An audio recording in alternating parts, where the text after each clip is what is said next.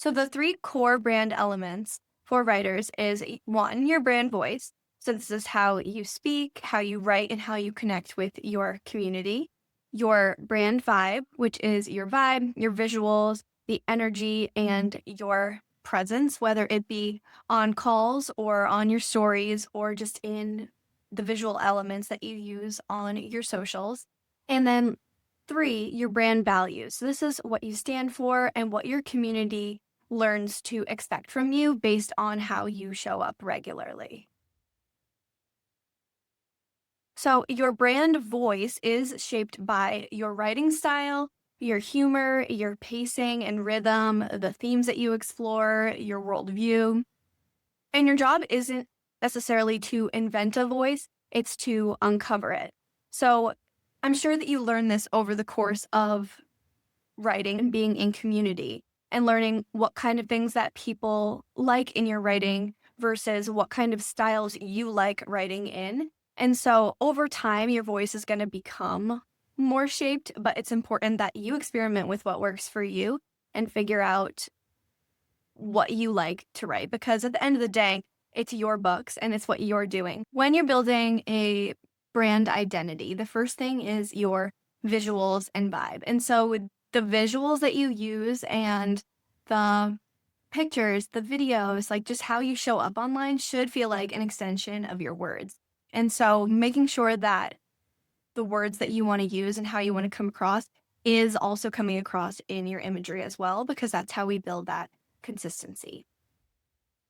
Your brand values are really help your audience trust you and kind of know what to expect. So, your brand values can be whatever you want them to be. I just jotted down some that came through to me when I was doing this presentation, but they could be curiosity, connection, depth, slow living, humor, honesty, and you can have as many or as little as you want. But these values are just something that you can return back to and have your audience know that this is what they can expect from you. And that all adds to your brand. So, all in all, you really don't need a giant audience. You just need the right readers. And community is really built through showing up consistently in your voice, sharing your process, letting people in, creating conversations, and most importantly, being human.